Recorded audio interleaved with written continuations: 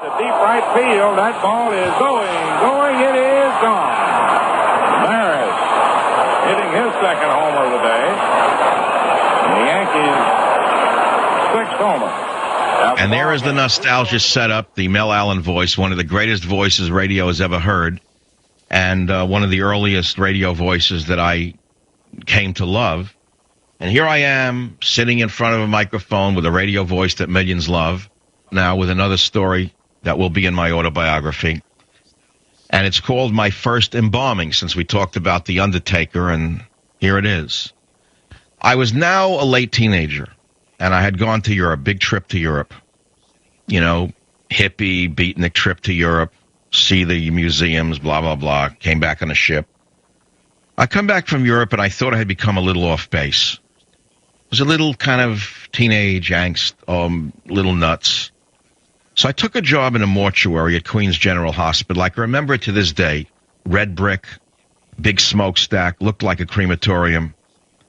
And I go in there as an assistant to just basically mop up and sweep up in a mortuary. And I had never seen an embalming. I don't know why I took that job of all jobs. It was like a bizarre choice to begin with. I guess it proves I was a little off base after going to Europe. But then again, I wouldn't be the first nor the last person to come back from Europe and think they were a little crazy. Just take a look at Europe.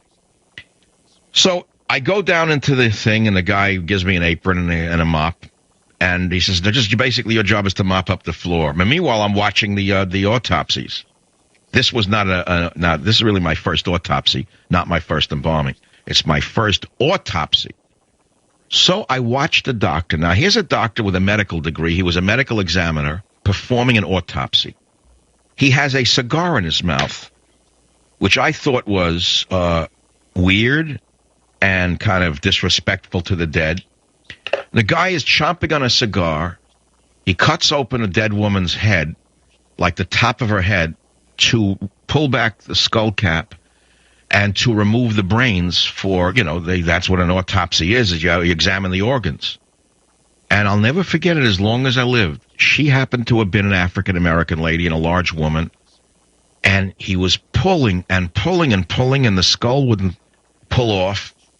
And he puts his foot up against the gurney that she's on, or the stainless steel thing, and pulling and cursing in the cigar. And I'm mopping, the kid in the room there. I couldn't believe what I'm watching. And finally, he curses, and there it comes out, and that's it. So now then I see another man. The man must have been 50, 55, white man in good shape, just slim, gray-haired, but not old-looking, dead.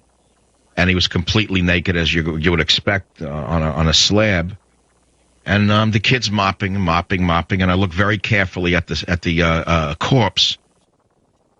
And I noticed some semen on his thigh, which again was novel and unique, because I didn't understand much about death at that time, as much as I since learned. And then there was a young child, 2 or 3 years old, as beautiful as a doll. Blonde hair, blue eyes, like a doll. Still and dead. For no reason. Still and dead for no reason. I quit the next day and threw in my mop. Join the Savage Nation. Call now, 855-400-SAVAGE, 855-400-7282.